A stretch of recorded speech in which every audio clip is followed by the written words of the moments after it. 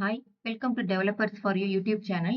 இன்னைக்கு நம்ம கிளாஸ்ல என்ன பார்க்க போறோம்னா பைத்தான் லாங்குவேஜ் தான் பார்த்துட்டு இருக்கோம். அதோட கண்டினியூவேஷன் தான் இது. இன்னைக்கு கிளாஸ்ல பார்க்க போறது கண்டிஷனல் ஸ்டேட்மெண்ட். ஓகேவா? ஸோ கண்டிஷனல் ஸ்டேட்மெண்ட் அப்படிங்கிறது ஒண்ணும் இல்ல. நான் வந்து ஒரு கண்டிஷன் கொடுப்பேன். அந்த கண்டிஷன் ட்ரூவா இருந்துச்சுன்னா எனக்கு ஒரு பிளாக் ஆஃப் கோட் ரன் ஆகணும். அந்த கண்டிஷன் ஃபால்ஸா இருந்துச்சுன்னா ஒரு பிளாக் ஆஃப் கோட் ரன் ஆகணும். இதுதான் வந்து கண்டிஷனல் ஸ்டேட்மெண்ட் அப்படின்னு சொல்றது.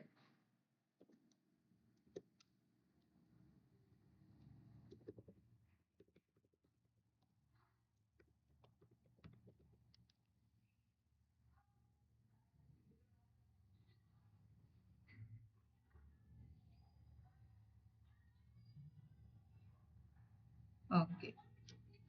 இதுல இப்ப பாத்தீங்கன்னா, இப்ப நான் A அப்படின்னு ஒரு வேரியபிள் எடுத்திருக்கேன். இந்த Aங்கிற வேரியபிள 200 குடுத்திருக்கேன். Bங்கிற வேரியபிள்ல 15 எடுத்துக்கிறேன். இப்போ இந்த ரெண்டையும் நான் வந்து கம்பேர் பண்ண போறேன். ஓகேவா? சோ கம்பேர் பண்ணும்போது நான் என்ன பண்றேன்? இஃப் அப்படின்னு சொல்லிட்டு ஒரு கோட் குடுக்குறேன். இஃப்ல A is greater than B அப்படின்னு சொல்லி குடுத்திருக்கேன். இந்த கண்டிஷன் ட்ரூவா இருந்ததுன்னா எனக்கு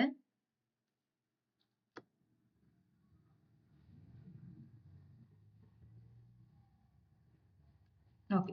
இந்த கண்டிஷன் ட்ரூவா இருந்ததுன்னா எனக்கு பிரிண்ட்ல வந்து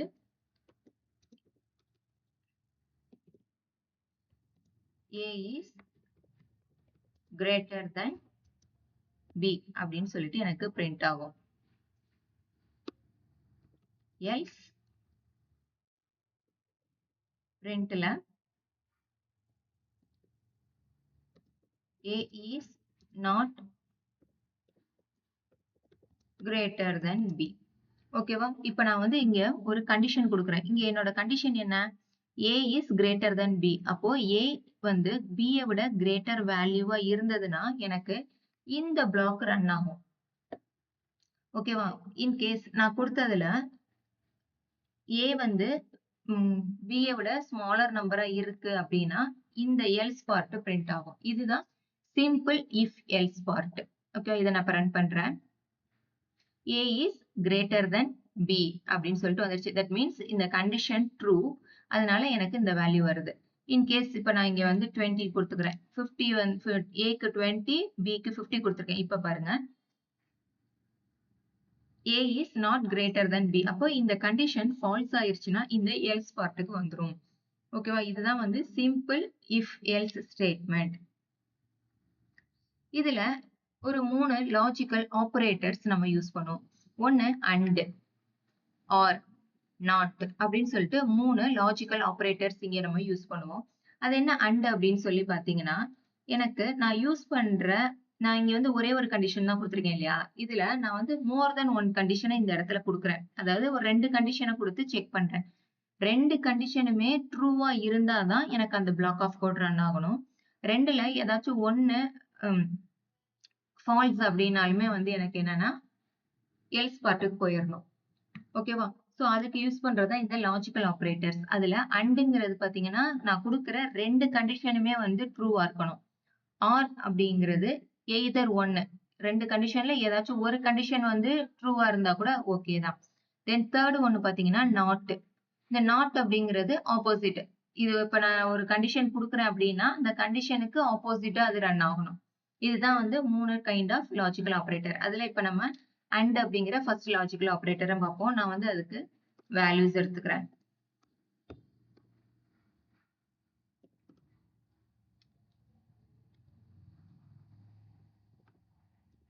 இப்போ A, B, C அப்படின்னு 3 வேல்யூஸ் நான் எடுத்திருக்கேன். இப்போ நம்ம கண்டிஷன் செக் பண்ண போறோம். If A is greater than B and C is greater than A. இப்போ A is greater than B. Yes, condition true. அதே மாதிரி C is greater than A. 2 கண்டிஷனுமே true தான். நமக்கு இதை பார்த்தோன்னா புரிஞ்சிடும். பட் ப்ரோக்ராம் வைஸ் இப்ப நம்ம எழுத போறோம்.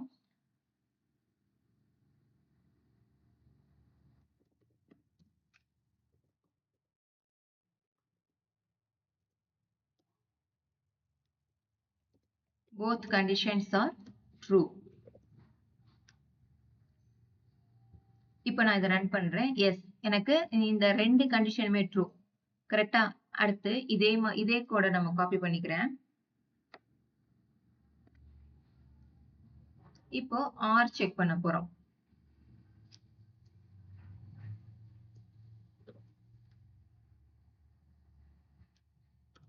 இங்க நான் வந்து பி கொடுத்துக்கிறேன். இப்போ என்னாச்சு?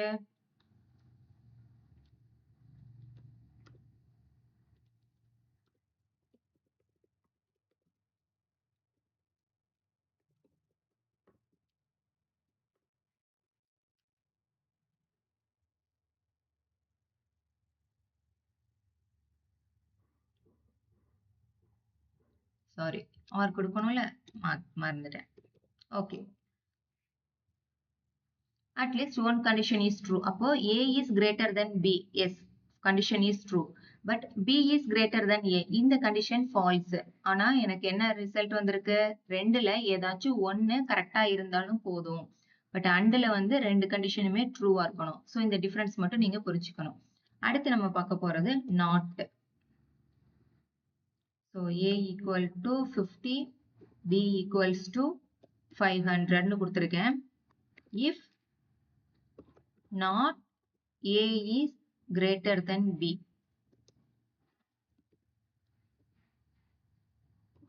A is not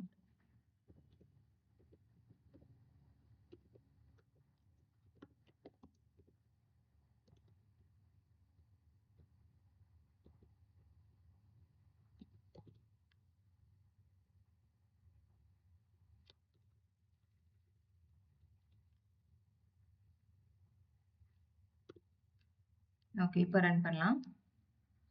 எஸ், கரெக்டா? அப்ப if not A is greater than B, correct. A வந்து greater than B கிடையாது. அப்படி இருந்துச்சுன்னா இது பிரிண்ட் ஆகும்னு சொல்லியிருக்கான். இதுதான் வந்து நம்ம if கண்டிஷன்ல நம்ம படிச்சுக்க வேண்டிய, தெரிஞ்சுக்க வேண்டிய 3 இம்பார்ட்டன்ட் லாஜிக்கல் ஆபரேட்டர்ஸ். இது மாதிரி உங்களுக்கு வேற எதுவும் கிளாஸஸ் பத்தி தெரிஞ்சுக்கணும், இல்ல இது ஃபர்தரா நீங்க படிக்கணும் அப்படின்னு நினைச்சீங்கன்னா எங்களை காண்டாக்ட் பண்ணுங்க. தேங்க்ஸ் ஃபார் வாட்சிங்.